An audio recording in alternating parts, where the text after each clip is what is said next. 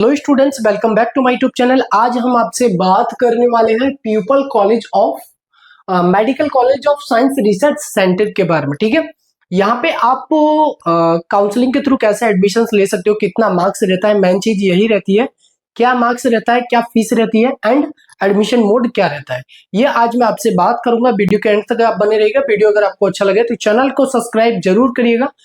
ठीक है, चलिए वीडियो को स्टार्ट करते हैं। सबसे पहले स्टैब्लिश 2005 का कॉलेज है। ठीक है, अभी देखा जाए तो ज्यादा मतलब ठीक है, और कॉलेजेस अभी जैसे वीडियोस गया था 2-3 कॉलेजेस का, उनके अकॉर्डिंग तो उनसे सबसे पुराना ही कॉलेज है। ठीक है, 2000 अगर जैसे मैं बात करूं तो प्राइवेट ऑफ मेडिकल के जो अंडर में आया था स्टैब्लिश, वो 2011 से।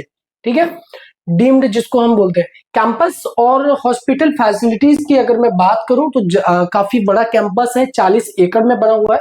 कैंपस में आपको जो क्या क्या फैसिलिटीज मिलती हैं वो आपको ये एटीएम से लेके, ठीक है, पोस्ट ऑफिस हो गया, सिक्योरिटी, पुलिस, मतलब सारी चीजें इन कैंपस देखने को मिल जाएंगी। ठीक है, हॉस्टल भी आपको यहाँ पे देखने को मिलेगा। ठीक है, सेंट्रल लाइब्रेरी भी देखने को मिलेगी, और टीचिंग हॉस्पिटल भी, और एकेडमिक फैसिलिटीज में आपको क्लासरूम, लेक्चर्स हॉल और सेमिनार, स्किल्स लैब हो गया मॉडर्न, ये सारी चीजें आपको देखने को मिल जाएंगी। ठीक है, पैराक्लिनिक लैब होता है।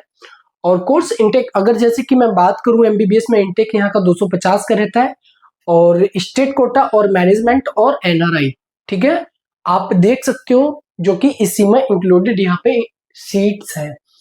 एंड 4.5 साल का होता है, 1 साल इंडिया के लिए, मतलब इंटर्नशिप, और यहाँ पे एमडीएमएस भी जो कि पीजी करवाया जाता है। 156 सीट पीजी में भी आपको देखने को मिल जाएंगे। क्राइटेरिया आपका दिसंबर आपका होना चाहिए, सब 31 दिसंबर सॉरी, जो कि आपका 18 एज होना जरूरी है। उसके बाद एकेडमिक आपका 50 से 40, मतलब 50 से और आपका 40, और कैटेगरी वाइज बाकी डिफाइन करता है। कैटेगरी पीडब्ल्यू अगर आप हैं तो 45 आपका यहाँ पे चाहिए। एंट्रेंस एग्जाम नीट आपका रिक्वायर्ड है। ठीक है, और यहाँ पे सबसे पहली चीज कि जो होम स्टेट वाले हैं, काउंसलिंग के थ्रू 85% आपको सीट यहाँ पे मिलती है, और सीट्स जो रहती हैं स्टेट कोटा, एनआरआई और एमसीसी। अगर जैसे एनआरआई के थ्रू जाओगे तो आपको एमसीसी काउंसलिंग में पार्टिसिपेट करना पड़ेगा, डीम, जो कि ऑल इंडिया काउंसलिंग होती है। ठीक है, और फीस जो यहाँ की रहती है स्टेट कोटा वालों के लिए 13,89,700 रुपए पर ईयर यहाँ की रहती है अप्रोक्स। ठीक है, वैसे आई थिंक इस बार बढ़ चुकी है, सुनने में आ रहा है, यानी कि 17 के आसपास हो चुकी है। और मैनेजमेंट कोटा की फीस आपकी भी लगभग 14 लाख के आसपास रहती है। एनआरआई के लिए 49 से 50 लाख रुपए के आसपास रहती है पर ईयर। और अपडेटेड फीस जो कि हाँ इस बार देख सकते हो, फर्स्ट ईयर और सेकंड ईयर की, ये आप देख सकते हो। ठीक है, और हॉस्टल डिपॉजिट आपको सारी चीजें इन कैंपस में देखने को मिल जाएंगी। फीस उसकी भी स्टार्टिंग जो रहती है लगभग 1.5 लाख रुपए से 2 लाख के बीच में फीस रहती है, 170, 180। ठीक है, और बाकी जो कट ऑफ क्या क्या रहती है मैनेजमेंट कोटा की और उन सब की, तो फर्स्ट राउंड की जो कट ऑफ रहती है कैटेगरी जनरल वालों के लिए 86,600, सेकंड राउंड की थोड़ा सा डाउन हो जाती है 67,000, उसके बाद देखोगे, और थर्ड राउंड की तो 86,300 फिर हाई हो जाती है।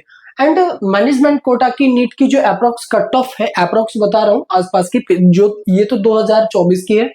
जनरल कैटेगरी 592, ओबीसी 89 हो गया, मतलब 90 मान सकते हो, 590, और एससी वालों के लिए 462 रहती है। और ओबीसी वालों के लिए भी यहाँ पे ओबीसी जीएस जो कैटेगरी वाले स्टूडेंट जो आते हैं जितने भी, उनकी जो रहती है आपको 493 रहती है।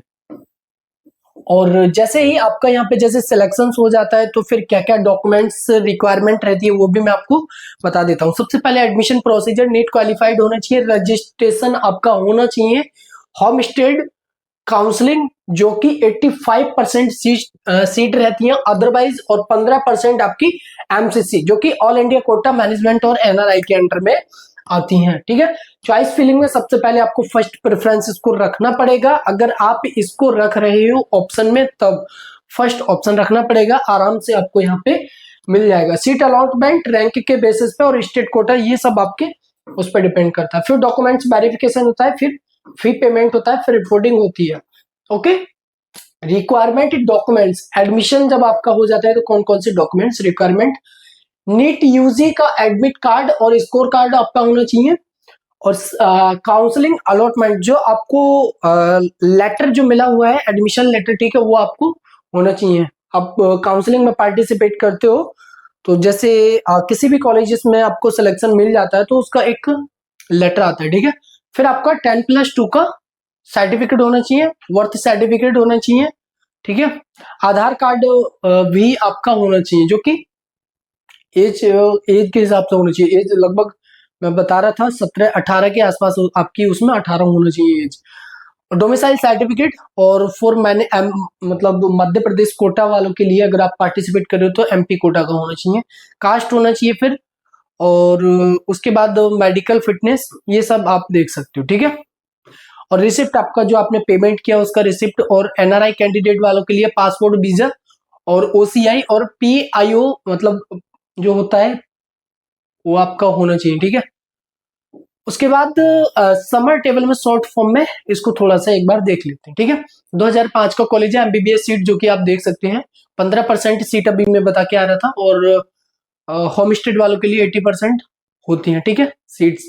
और ट्यूशन फीस आपकी 13 से 17 के बीच में रहती है, और एनआरआई की जाओगे तो फिर आपका 49 लाख के आसपास रहती है। ट्यूशन फीस देख सकते हो, है ना।